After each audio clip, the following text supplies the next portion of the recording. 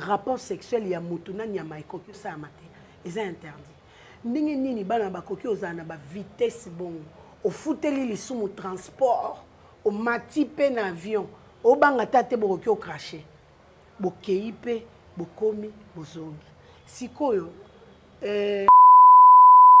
eza nanu pasi parce que comme on est jeune fille en tout cas koki koleka ba 25 ans en tout cas 25 ans eza belé pona ye kozwa ba décision ya minene bongo ti okendozwa mbwa amela o mabele biso nyonso toyebi mwa sona aboti te mabele ebimaka te peu importe po tomelisa pe babana obondeli mwana leli tellement zotika te opesi libele mais ebimisa jamais libele ya moto abota te opesi eka po calmer po erwana ba tétine ezalaki te to bande pe kopesa bana bande kona biso mabele mais cela ne veut pas dire que le kola opesi libele a forcerie il faut ebima non ko ya molili batu bakomi prêt ya koteka futur na bango pona ba siècle présent bible ezoloba ngi koleka na brûlure ya soleil te alingi kaka ndenge azabo ya bimimba moko na koma vrai chéri abimika boemba mo akoma patron na salon de coiffure abimika boemba mo akoma na jeep ateka manga te ateka alipa te azana iPhone 14 azana jeep azana appartement na ville ozeli ondeni suna bango ebetaka kaka na biloko azomona ao calculer ba risque te ko pour moi ezali mama tchanga te to le kanga sinya na ngai asinzela ke mais ba conséquences ezani lelo yewana mabele ezokata te ata mwasi amelisaka à un moment donné ekati pe opemi nao et puis après ezongeli o ekomi ya robinet ana suite na ngwezali ozo régler 6 mois nga kuna ka César image ya lobby 6 mois déjà ozo régler si la té nouvelle tendance est faite autre radio.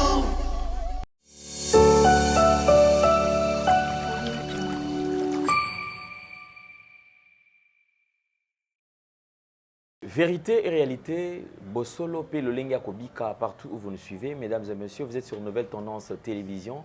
Si vous n'êtes pas encore abonné, nous vous prions d'aller vous abonner rapidement et cela s'est fait gratuitement. Merci infiniment.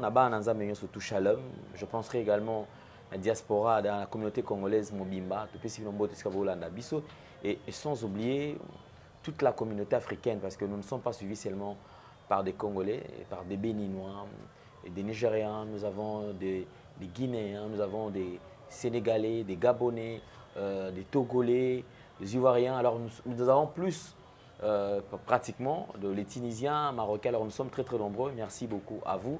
Faites le maximum de partage en ce qui concerne nos vidéos. Beaucoup plus de likes, beaucoup plus de commentaires positifs bien sûr. Cela nous fera énormément plaisir. Nous prenons le tout prélément d'habitude. C'est la fondation Ndélé au cœur de la nation ainsi que l'orphelinat Famille du Cœur Christ Rédempteur qui est dirigé par Maman Marie M5 qui est à Liège ainsi que votre humble serviteur Alain Délé qui vous présente ces grands magazines. Nous allons prendre les images pour vous qui êtes sensibles aux cris de détresse. En tout cas, non dire si ce n'est pas vos cœurs, réagissez et le Dieu des orphelins nous bénira tous. Suivons. Tango nyonso molinganga nazalaki komona baninganga na baboti na bango nanga ba parents bazate vinanga pasi est-ce que koko fait la baboti ezali sumu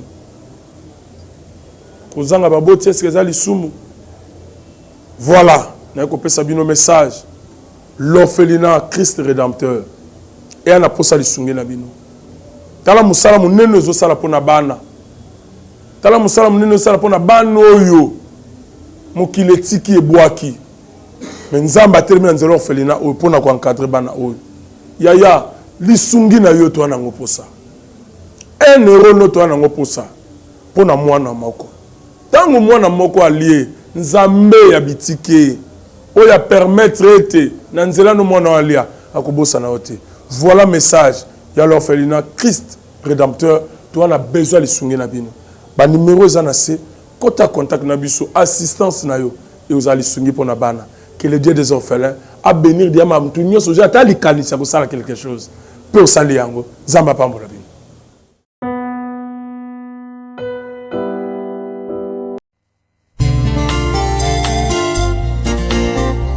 Merci Jésus-Christ, l'abattoir d'amour. Vraiment kondima kozoka pota pour la vie à moto eza la sauve eza pambate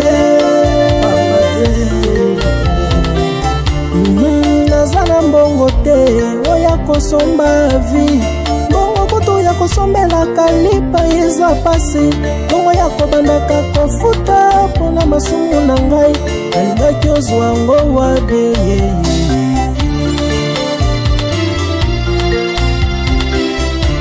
ngabezana mbongo te oya kosomba vi mbongo kutu ya kosalela provision kotia na ndako pasi mbongo ya kobandaka kofuta mpona masumu na ngai nalingaki ozwa ngo wabi nasombaka ntaba mobimba nasombaka ngombe mobimbe mpona kende kotumbango mpona zwa bolimbisami ya masu.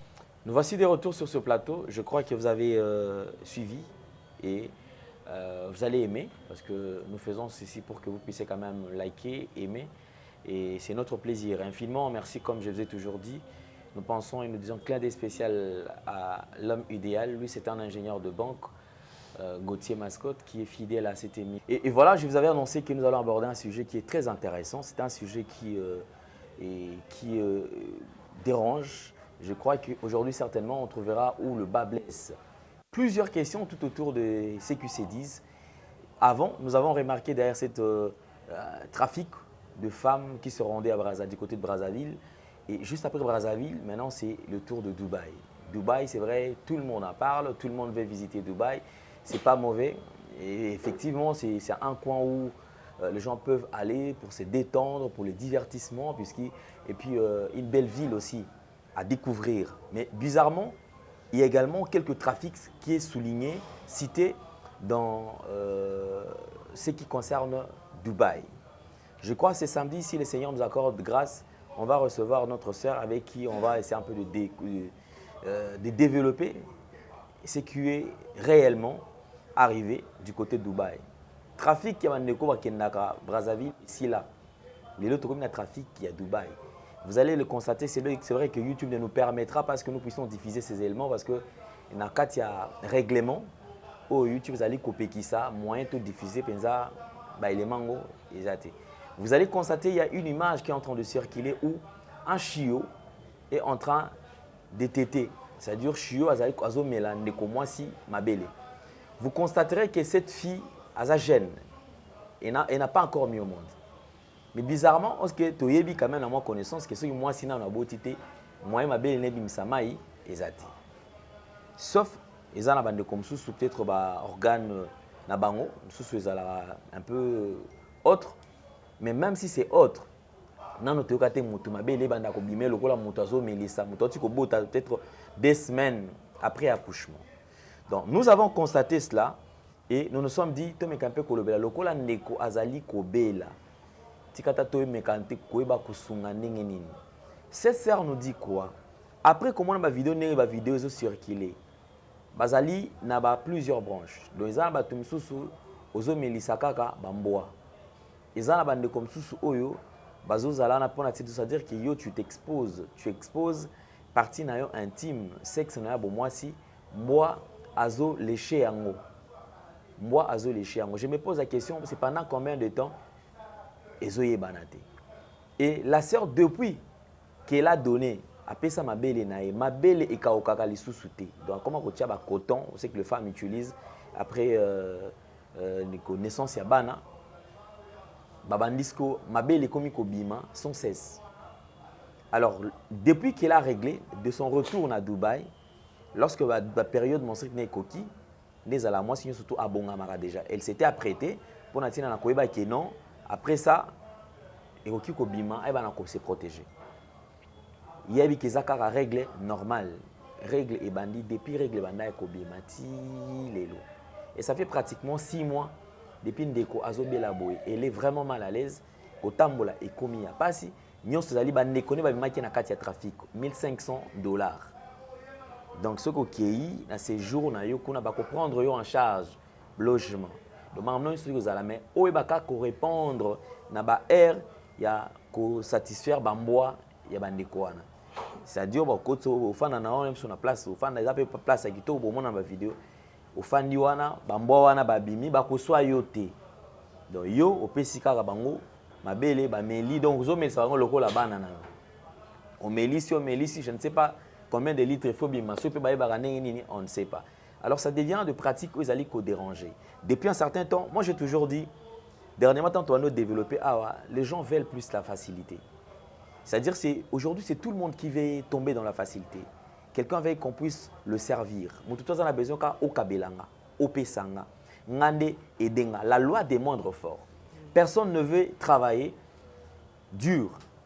Misala ya pas singa na kokakate. C'est-à-dire que tout le monde veut tourner tout autour de ce qui est superficiel, ce qui est facile. Or, ils oublient, comme on nous a toujours dit, la facilité des formes. Tandis que la difficulté forme. Difficulté, ata o kembi nango nakati mbuma nango le fruit à difficulté, ezali mbuma o et wumi la kamonta bomba kango makasi parce qu'il y a un souvenir. Ils ont un parcours, on a traversé qui. Tout le monde veut rester dans la facilité. Alors moi, je vous conseillerais d'adopter la difficulté. Peu importe la difficulté que tu traverses, si vraiment tu t'accroches et que tu bosses dur tout en respectant les principes, tu finiras par réussir. Et la réussite va durer. Tandis que la facilité, le fait seulement de te donner, les jours où la personne ne te donnera plus, et comme ennemi, à solaral sous-souté, à comme un bon akisi, alors moi personnellement, j'ai cette expérience, raison pour laquelle je motive la jeunesse. Na biso yo soto mi pesa, ate loko ezali difficile. Acceptons. Nzela ya pasi ndima yango kaka. Suka nango mboma malamu ekozala. La facilité de forme, tandis que la difficulté forme. Et tu verras la gloire. Merci beaucoup, nous avons le plaisir d'avoir sur ce plateau. Elle est naturothérapeute. Maman Kati Munga, une femme intelligente, battante. Depuis un certain temps, elle s'est mise à partager son expérience, bien sûr, avec notre communauté, et pas seulement la communauté congolaise d'ici, d'en face, également, elle touche l'Afrique. Donc, à travers ces produits, différents produits, nous avons de retours, nous avons des témoignages, des gens qui témoignent effectivement qu'ils ont eu à expérimenter ces produits et la guérison était totale. Elle est avec nous, Maman Kati Munga, naturothérapeute. Bonjour et bienvenue, Maman Kati. Bonjour, Papa Alain Dele. Santé, ça va? Tout va bien de la tête jusqu'à la plante de mes pieds. Tu as Osana parce que oui, amen. Alors, il s'est fait que c'était un plaisir, Maman Kati, parmi les naturothérapeutes et aux alliés qui ont franchi différents pays d'Afrique. Oui. C'est vrai, aux alliés peut-être Congo, Kinshasa, moi d'ailleurs, je crois que les gens sont passés par moi, Moutazo Belana, na Goma. Oui. Et Moutazo Belana Goma, Bakutana Kina, on a mis en contact. Et les témoignages étaient très positifs. L'écho à Zongi normal. Il y a eu à Brazzaville. J'en vois aussi des gens de Brazzaville. Oui. Il y a des gens qui appellent de part et d'autre. Et ça, on est quand même une Congolaise qui aujourd'hui s'impose dans l'Afrique. En tout cas, Ezo Salanga, énormément plaisir. Et en entre temps, Nazo Zongi Saloku, moi, Père Jésus-Christ. Parce que la Bible c'est Dieu qui donne. Nous avons une intelligence, une sagesse pour nous en mesure de répondre aux besoins de la population. Et c'est vraiment pas donné à tout le monde. Bato belé, bakenda pe ba hôpitaux ya minene, bakota pe babima bazwa résultat. Mususu pe bakota batikala na ba soki toye pe na ndenge ya bokoko bato ebele pe bazwa ba déception na makambo etali bakisi. Mais nga quand même nzamba zo salanga grâce yango moni tout le temps ata soki na sepeli nazongiselaka ye gloire parce que Bible zoloba sans le Seigneur Jésus-Christ nous ne pouvons rien faire. Je pense que na aide nae ndezo sala que bato bazwa ba retour ya bien et puis bakisi nanga et longwa local et comme international. Et voilà pourquoi j'ai béni le Seigneur. Merci beaucoup, Maman Kati. Alors, je crois que nous avons abordé un sujet qui est très intéressant. Certainement, le collègue Pozali parmi toi, c'est la canalise Kitoko. Oui. Et comme nous touchons le domaine de la femme qui nous avançons vers le 8 mars, le mois de la femme en fait. Alors, il serait mieux que la femme soit quand même à la hauteur. Il y a beaucoup de choses et que la femme ne soit pas marginalisée. Moi, si Azala Nabisi Kanaye, c'est vrai, on nous parle de l'émancipation de la femme, dont certains ne sont pas d'accord par rapport à Union Sotouana, mais nous gardons quand même le vrai valeur de la femme. Oui. Moi, si Azam, tu as cuisine Kakasen, et n'est pas seulement là pour la cuisine, la femme joue un très grand rôle, Nakatia Société joue un très grand rôle, Nakatia Mokili. D'ailleurs, c'est la femme qui donne la vie. Alors, Maman Kati, Nakoyoka, Bandekono, Yabasi, Nakatia Trafic, ou Bandeko Sama. Il n'y a pas très longtemps, Bandekona Beach, Ngobila. Ko traverser l'autre côté. D'ailleurs, en parlant de Beach, Ngobila, na Pesimbote na Tatimboko, na Beach. Et alors, et comment qui trafic, c'est-à-dire aux hommes qui de jeunes filles qui se rendaient à Brazzaville. On se posait la question, c'était quoi? Et les gens pensaient que le col à Brazzaville, très souvent, commercialisation, vente de pagne, ils allaient moins un peu, et à la une, ils allaient à la une, et aussi, ballerine, ils fait les actes. Biloko oza na mingi c'est ça basi t-shirt et tout et on a à côté kuna alors batondo quand ça qui bossa la kaka commerce nzoka commerce wa ndeko ça ezaki commerce wana te omoni mutu akei so tuni oza yoti na marchandise na et là que te ça drogue toni te onga mona ke na marchandise na bien retour pe azongi ça que ça na mbongo mais marchandise ya côté ka côté exact. Alors phénomène wana c'est vrai ça moi kolala tout comme sikoyo Dubaï et Dubaï et kobota bandeko oyo bazali na katia problème. Réaction étant que femme. Réaction nangai étant que femme et puis enfant de Dieu. Moi je pense que pour tout banda développement au lieu de s'envoyer à la volée, c'est mieux de se conformer na oezali constitution na biso oezali Bible. Si je ne me trompe pas, tokoki kotanga. Oui papa l'intotanga na Lévitique chapitre 20 versets 15 à 16. Lévitique chapitre 20, verset 15 à 16. 15e verset. Si un homme couche avec une bête, il sera puni des morts, et vous tuerez la bête. Si une femme s'approche d'une bête pour se prostituer à elle, tu tueras la femme et la bête, elles seront mises à mort. Leur sang retombera sur elle. C'est bon? Oui. 17, ok, 15, c'est bon. Bible ezali règlement, peut-être règlement d'ordre intérieur et chrétien. Et aussi la constitution. Oui. Donc, tu se réfères à la Bible parce que ezali parole parfaite. Moi, je pense que pour na bande konanga ya basi, et loko ezo sala génération oyo na ebité motema duku yango ezo zala ya nini baluli baleki course bazo sala na nani papa Alain biso lelo poto koma batu pe na ye na bimi na miso batu na teki eloko pe muta sombi na utika na ndako te na ye na teki no biso toteka ba singlas ba nyampoule ba fruits ba mapa baloso selon saison ceux qui saison manga koti na yango mangusta koti na mangusta omoni etike na se ya mabele vie na ezalaka vraiment na ba souffrance okozala peut-être na batu balingi mais bazana oyo opesa ote mais pona ko éviter talaka tokoli na niveau ya zandu na zandu kuna ba westaf bazali ba westaf bazali bazape na bambongo na bango o pe ba proposer batu mususu o pe ba kenda bazwa ba mona pe makambu bazali mais ozotala kaka balakisa biso boye te soki nasali boye na ozobanga moye nasala boye eza te ntango mosusu mama koloba ntango mosusu yaya koloba ntango mosusu et puis kokolisa bana na vie chrétienne eza malamu mingi parce que ozoyeba déjà bainterdit oyo peut-être ata soki mama alobi na yo te papa alobi na yo te yo moko na relation na yo na nzambe oyebi ke eloko oyo nakoki osala te. Éducation eza kaka te opesi mwana lipa akei classe aye ali alali te. Éducation po ezala au complet ezala na mateya na yo mama na mateya ya papa na mateya oyo tozoyoka na église na oyo tozokende koapprendre na école na ezoconstitue éducation ya moto mpo na école batangisaka biso civisme na ndako yo ozolakisa mwana apesa bonjour on dit pardon dit merci na église bazolakisa biso la crainte de l'éternel.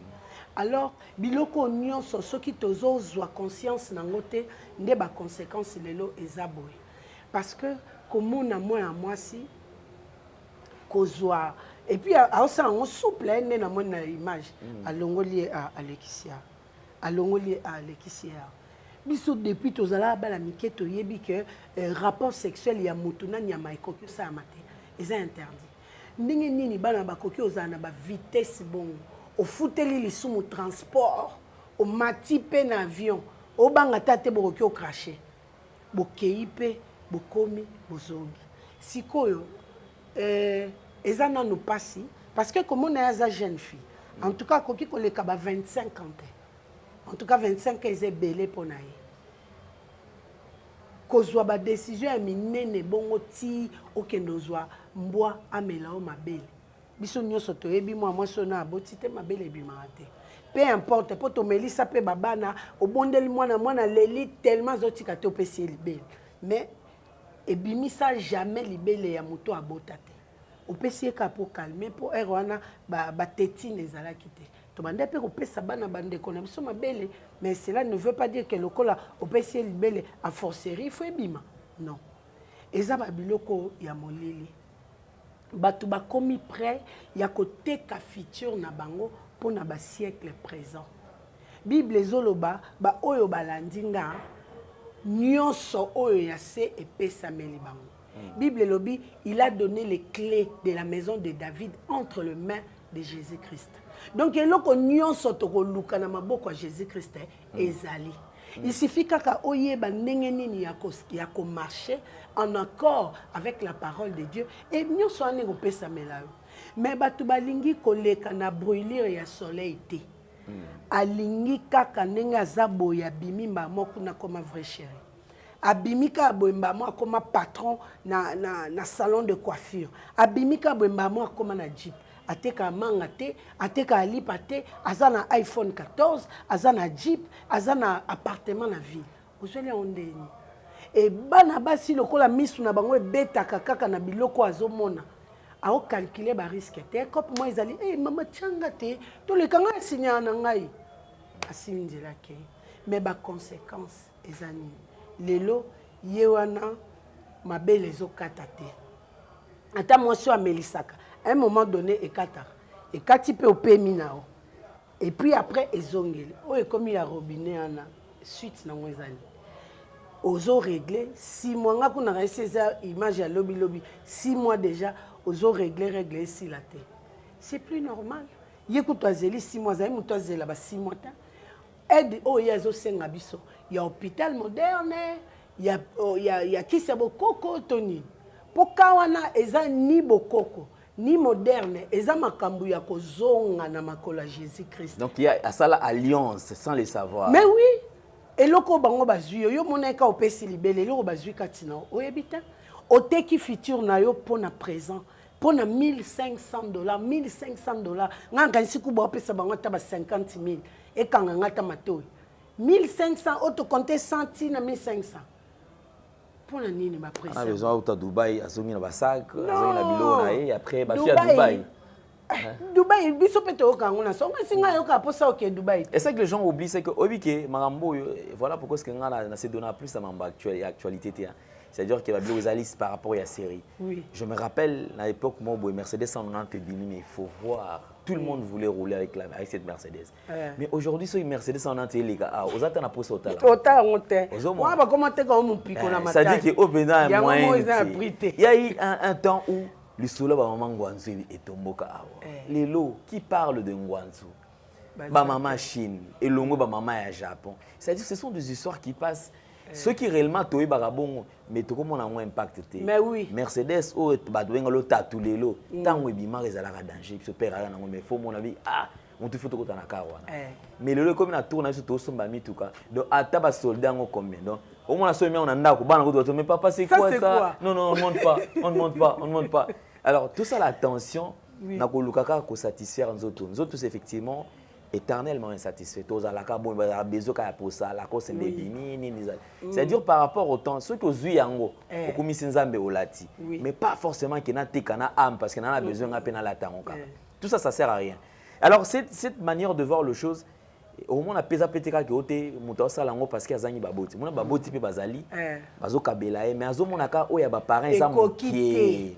Tama o baswahili babenga tama baluli nene mikolo baolula kaka mutema munene duku nazwaka nyonso lelo na bonga lelo vie eza na ba étape nango c'est pas pour rien moi si nazemi amemaka zemi pendant 9 mois parce que étape wana nyonso eza ko jouer rôle nango zemi ya 1 mois ekoki kobota mwana te mwana il faut se former yango ezwaka biso 9 mois.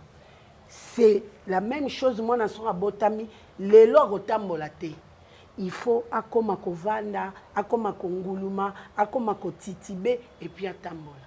Ezali, expérience, ya vie, ya mutu, donc il est là au bandabo, il est là au bandabo, il est là au bandabo. Ngata on a bandai na tangabio, na bandai na ngana local, na bandai na ngana de bouche à l'oreille. Je ne m'attendais même pas qu'un jour na oleka na TV, un jour mutorben ngana États-Unis, mutorben ngana Ngwanju, je ne m'attendais pas.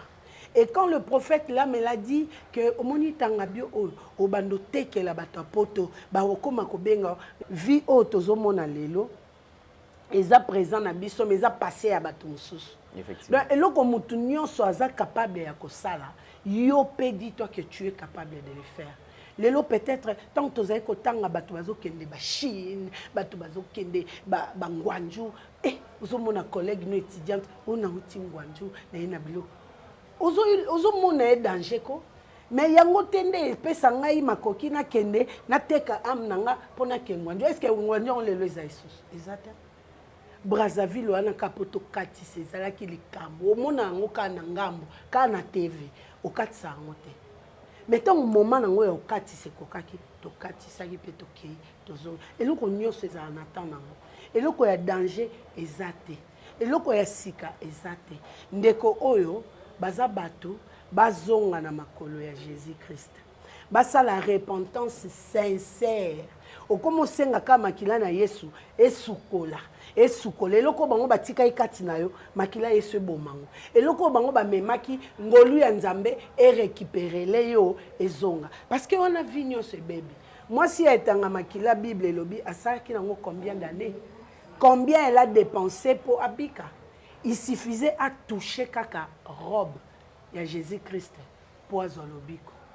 Mais yécoute azui robe, yozui Jésus-Christ yé moko parce que en Christ nous vivons par la foi.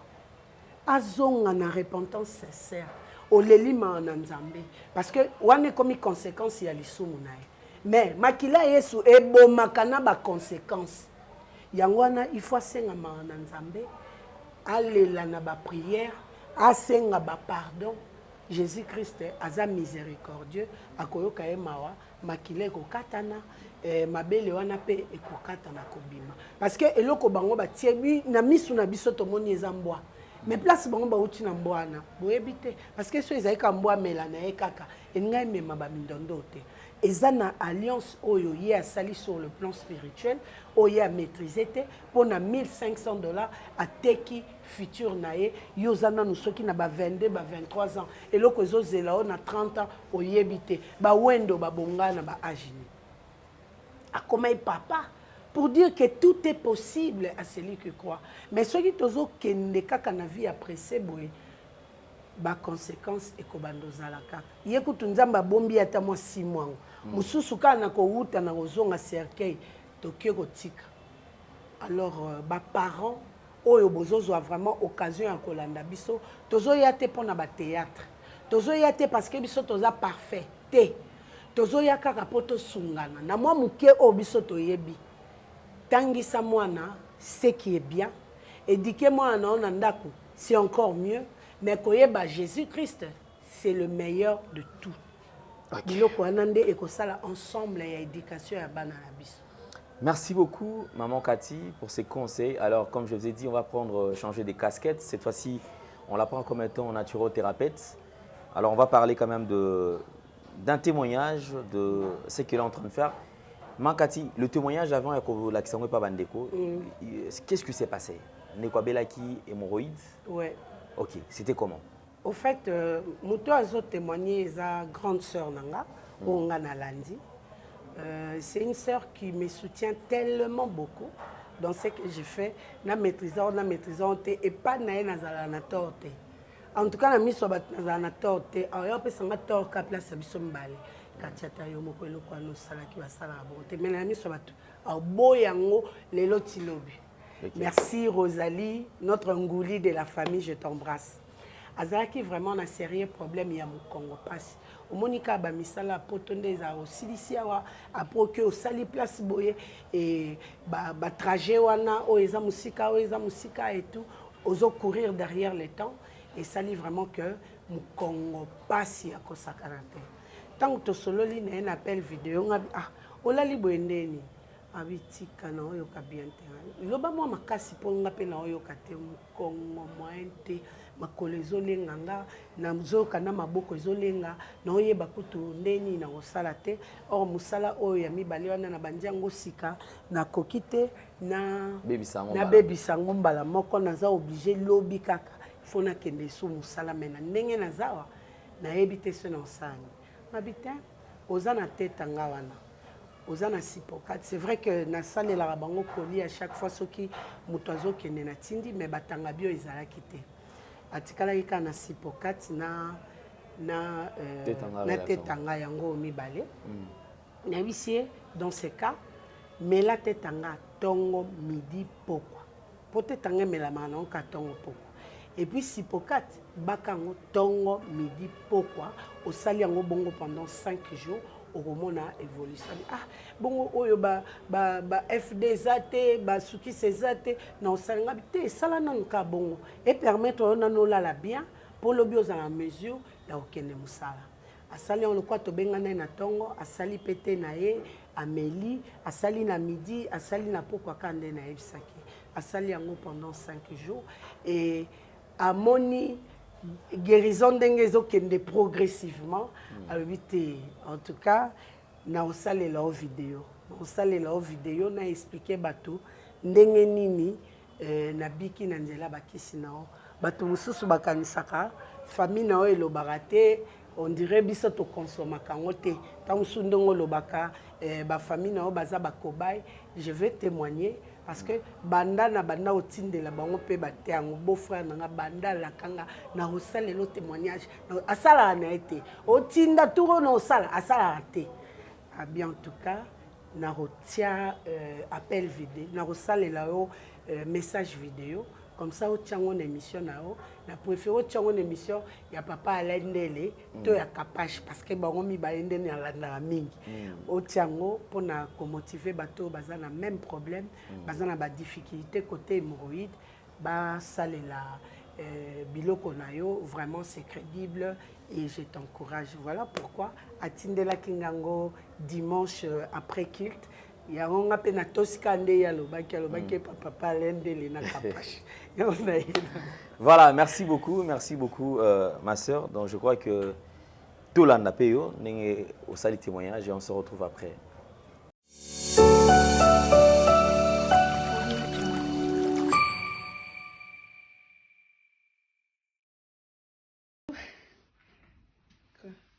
Bonjour Cathy.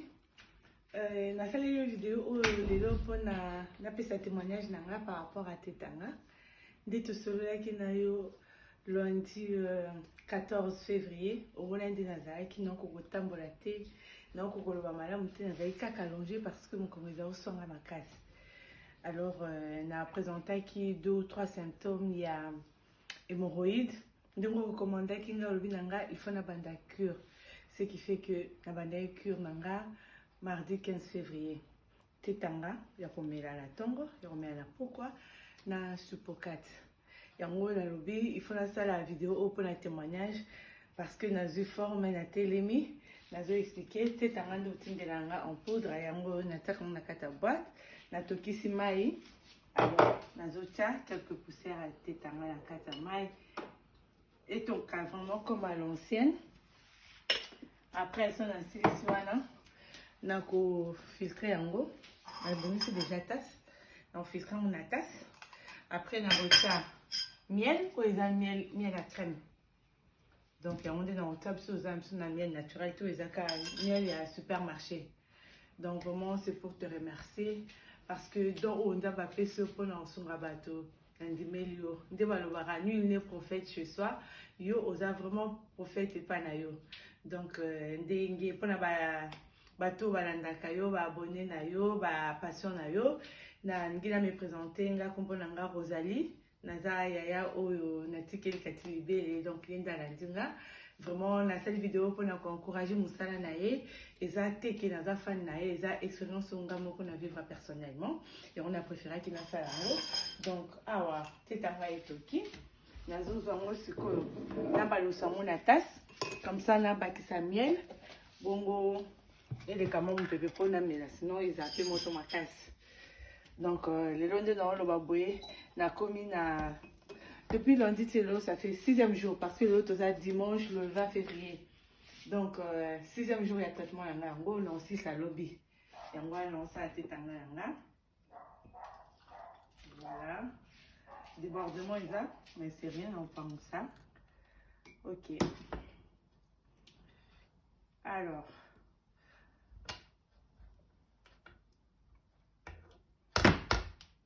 awa nazotia miel natie lutu moko ya miel yango nde naomela donc c'est pour te rassurer que malgré nayoki bien nangi toujours nasala cure nanga 7 jours lelo toza 6e jour mais aussi ça lobi na pourquoi encore une fois merci et beaucoup de courage à toi Soreille.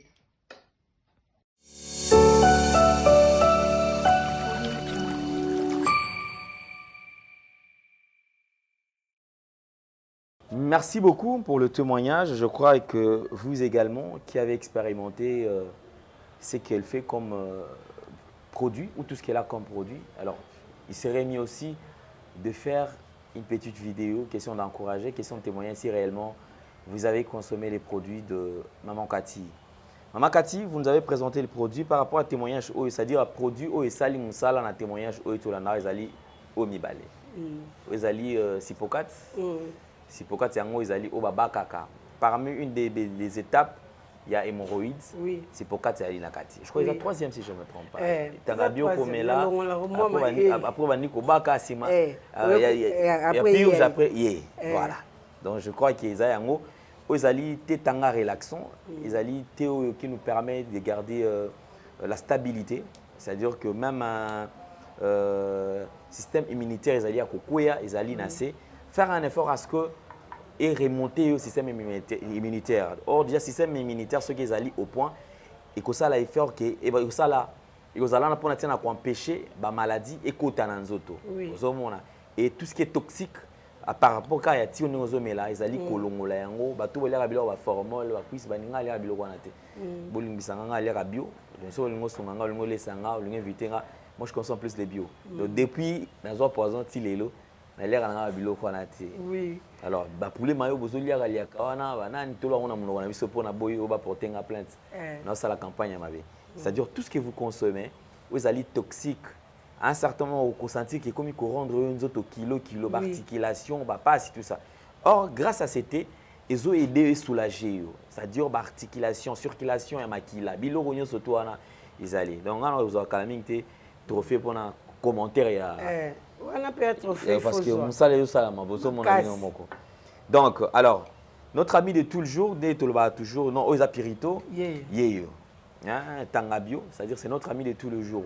Mais là, il y a c'est-à-dire il y a un traitement préventif par rapport à mon Congo Passi, c'est-à-dire ça soulage dans plusieurs maladies. Donc, aux élangots, ils ont la fête. Ils ont la wapi, na matanga, au kipe comme la yango. Ils ont la sukali, ils ont la oyo, il y a pas sukali te bololo, awa. Donc, Tangabio nous accompagne aussi. Au service, aux alango, aux étiens à la table, Hermoko, au Méli, et ça l'a bien. Et puis, et tenir toujours en forme. Donc, ils ont Tangabio. Kotoyo. Ils ont un suki ça. Il y a après Sipokat. Ils ont 4e étape. Après Sipokat. Donc, ils ont faire partie de la cure. Il y a hémorroïde, traitement à hémorroïde. Donc déjà neza boué, né na tiango boué ezolana. Donc oyo obana no kotoyo. Ça nous accompagne qui ndaka nzela mona oyo. Na tanga bio. Donc tola nsango nyonso tuti oyo koma awa na sipokate ça na sukisa et qu'on permettre ça dire que nos hémorroïdes aloba bye bye. Il faut combattre cette maladie parce que apparemment au Congo on vit avec l'hémorroïde. Tellement alimentation est équilibrée, on a du mal à prendre de l'eau.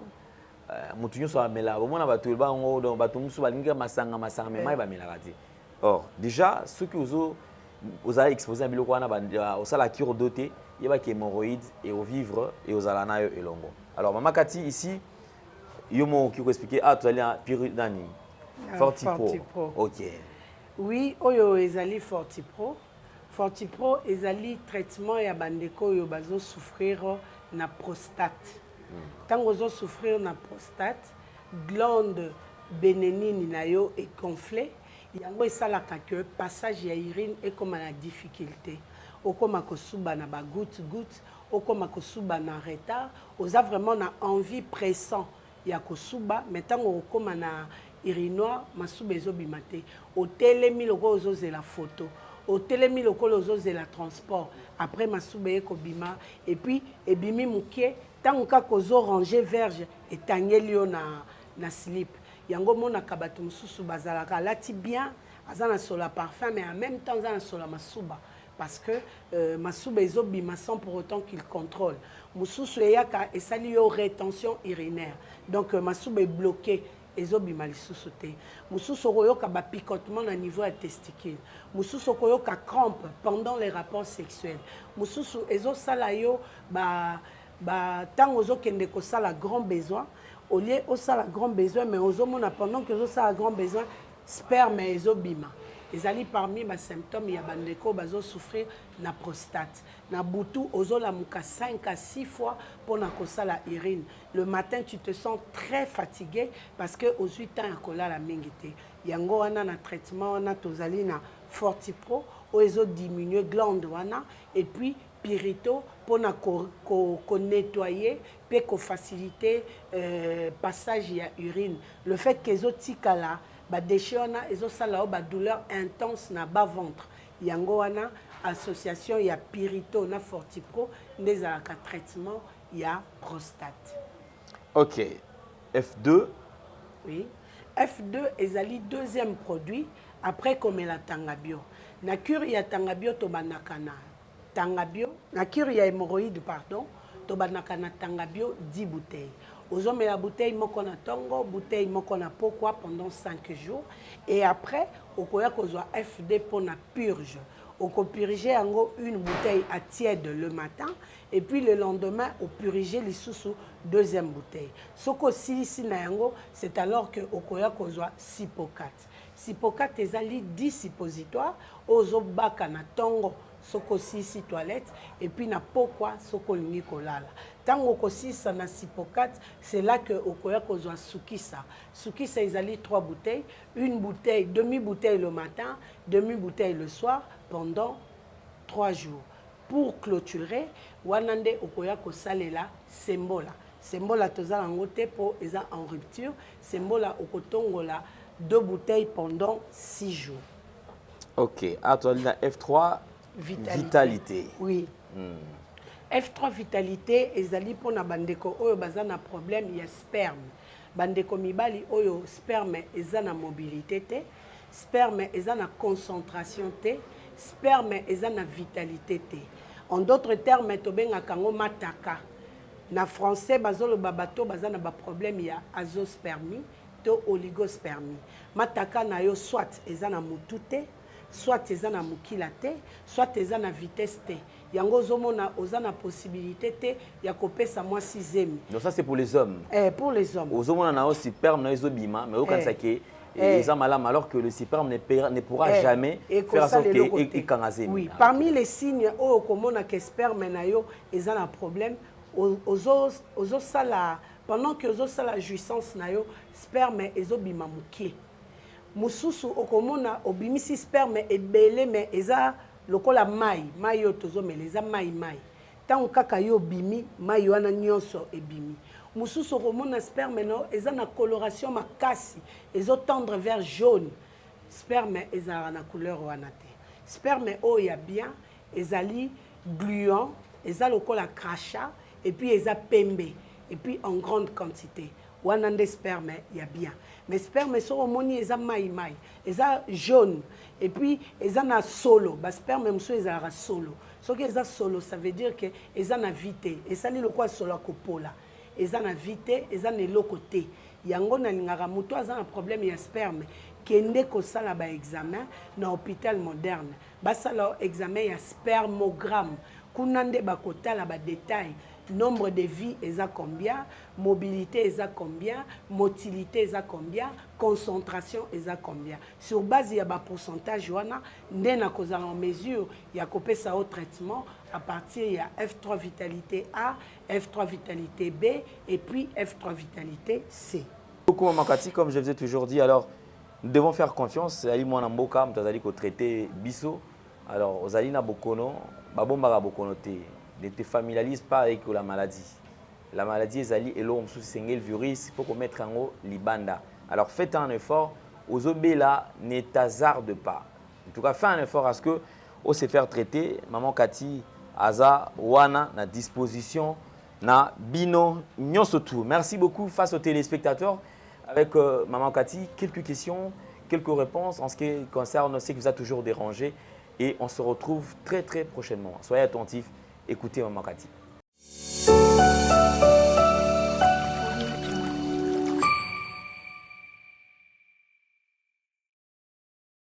Bonjour, bonsoir, selon l'heure à laquelle vous nous recevez chez vous. Kombonanga Maman Cathy Munga, nazali naturothérapeute, nazali ko soigner au moyen de plantes naturelles. Nazali bongo na commune Yangaliema, na quartier Kinsuka Pêcheur, avenue Maïndombe numéro 99. Référence carrière Carré Grèce. Kuna na yambaka de 6h à 9h30. Consultation 15 000 francs congolais. Na travaille à lundi, mardi, mercredi, jeudi et vendredi. Numéro de contact nanga ezali 00 243 82 20 000 12 nasuka. Nasengi na binobo s'abonner massivement na chaîne YouTube nanga na kombo ya CM La Nation Puissante. To suki wana te to keli susu na page Facebook nanga na kombo ya CM La Nation Puissante officielle. Deuxième bureau nanga eza na commune ya Kalamu na quartier Matonge na avenue Ikelemba numéro A9. Consultation 15 000 francs congolais. Kuna na yambaka de 12h à 14h30. Na travaillaka lundi, mardi, mercredi, jeudi et vendredi. Consultation 15 000 francs congolais. Numéro de contact nanga ezali 00 243 82 20 000 12 à la fin. Yango na eko beta lisusu sete na o etali hémorroïde. Parce que toza na témoignage awa ya hémorroïde. Ndeko nanga yo ozo souffrir na hémorroïde soit omiyebite soit oyebite eloko nini ezotungisa yo na ningi koloba na yo boy. Hémorroïde ezali na ba symptômes ebele. Tu n'es pas obligé à causer là au présenter ba symptômes wana nyonso parce que plus tu attends, plus la maladie prend de la place, prend de la force et pour na combattre yango, ça devient compliqué. Ça te prend plus de l'argent, plus du temps et c'est mieux d'éviter ça. Hémorroïde et ça la canine. Nandeko mwasi lokola mobali. Hémorroïde ezo sala o mukongo pasi. Hémorroïde ezo sala yo ba courbature. Hémorroïde ezo sala yo chaleur na plante des pieds. Hémorroïde ezo memela yo constipation. Ozo sala sel difficilement. Ozo sala sel accompagné na makila. Des fois même sel ozo sala te mais makila kakande ezo bimayo. Hémorroïde yakana ba ballonnement. Hémorroïde yakana ba bourdonnement. Hémorroïde ekokata o appétit. Ekatio appétit akolia et puis ekatio appétit sexuel. Na mwasi lokola la mobile. Soki ozana eta hémorroïde tango muninga na yo azo senga to osepelisaye okomi komona ngo lokola dérangement. Okomi komona ngo lokola embêtement. Ezali ba symptômes ya hémorroïde. En dehors de ça, hémorroïde esalaka misu molili. Hémorroïde ça la déséquilibre. Ozoyoka ba genou, on dirait ba boulon elongwe. Ozokoka ko tambo la trajet à moulaïté. Hémorroïde memaka essoufflement. Okomi koyoka pema so otamboli muke pema emati. Soko tamboli muke lokola okweya. Ezali ba symptômes ya hémorroïde. Na mwana mobali ekomemela o faiblesse sexuelle. Ekomemela o éjaculation précoce. Ekomemela yo impuissance sexuelle. Ekomemela yo ba panne érectile. Na tongo ndenge ezalaka nzoto ya mobali e bouger et la muka ya yo ekosala te. Soit esali 2-3 jours esali te. Et puis ceux qui ont continué nango et atrophié yo verge. Okomona que partie intime na yo papa et kondi et komi mukuse. Alors ce qu'on remarque ndenge wana, ça veut dire que au komi déjà à plus d'1 année. Au bokoli yango et leki niveau yango et komi ko kondisa yo na partie intimité. Au koma bolingi au côté en relation na maman bato ekwe. Mususu po forcer na yo tindi ki otie kalbu okoti. Na kati kuna ekwe lisusu. Mususu ko mataka kana ko silisa osandi. Ezali babiloko hémorroïde memaka. Na yonde ko mwasi ozola nanga hémorroïde eyaka ko pesa yo ba fuite d'air. Ba fuite d'air wana okomi ko sala ba pe vaginaux. Ozo bimisa mupepe même pendant que ozo tambola soko sali mouvement moko lingi ovanda et beaucoup plus pendant les intimités oko sala penja ba pe vaginaux ya makasi et même quand même na déconcentration ozo ka liboso na omona mwasi efungwami et comme lokola tozo ke na triomphal et comme lokola tozo ke na sendwe donc nzoto na yo et baby en entre-temps et comme ko sala yo ba sécrétion ya ba mai moko ya jaune ba liquide wana pe soko yo ki yango eza na solo ezo baby sela yo bo mwasi hémorroïde tambola kanzela moko na infection urinaire parce que tango mosomba ezo bima yo tango makila ezo bima tango anus ezo sala yo mokosa tango ba bouton ezo bima autour de l'anus ezo na ba kivo ozo vandela okomona que ba toilette mususu ezalaka mal entretenu et memaka ba infection le fait que nzoto na moi si eza polele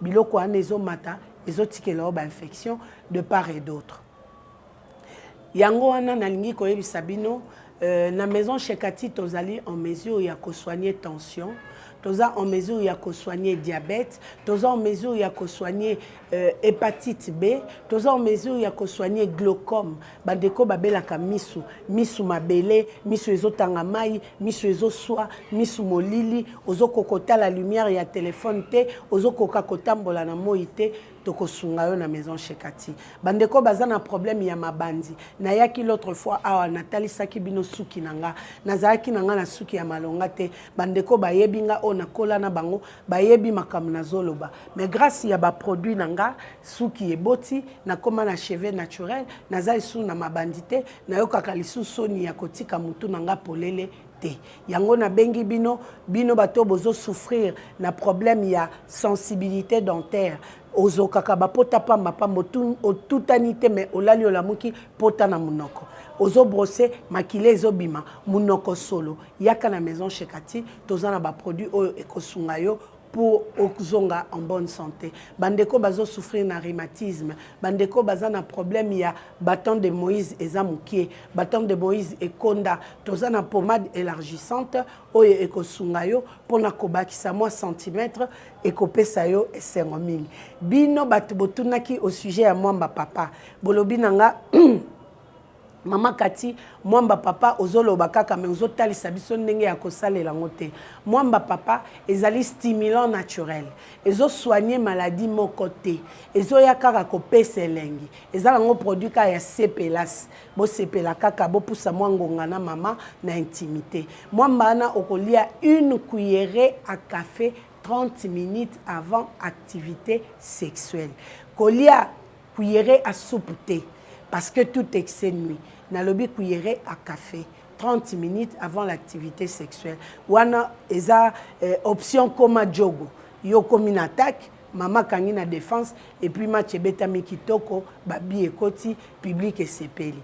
Yango wana pona kosukisa na pesi merci mingi na équipe mobimba ya nouvelle tendance, merci na Afia Mdoma, merci na Lara Drone, merci na Gédéon Loaye na okanela malgré ça, et puis merci na famille Munga, famille Mukoka, famille Sengambo, bino batu bondima kozala ba kobaye ya maison Shekati, sans bino qui se kobima sur la voie publique.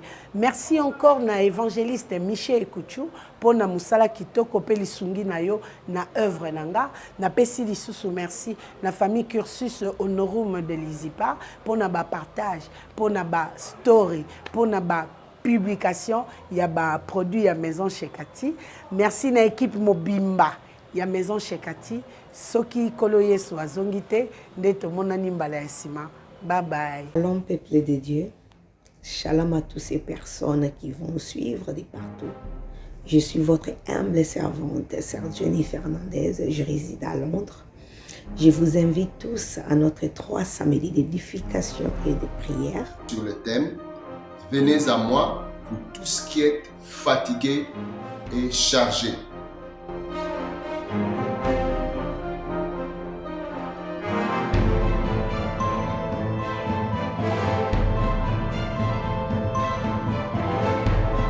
Le programme se tiendra tous les samedis du mois de février. Retenez les dates, les samedis 12, 19 et 26 février à partir de 18h30 heure de Londres ou 19h30 heure de Paris. Ce sera en live sur la page Sœur Jenny Fernandez Gospel Singer. Que Dieu vous bénisse. Et j'espère que Dieu est au rendez-vous. Vous serez tous bénis. Invitez les autres. N'oubliez pas d'inviter. Et Dieu est au rendez-vous. Alléluia. Que Dieu vous bénisse.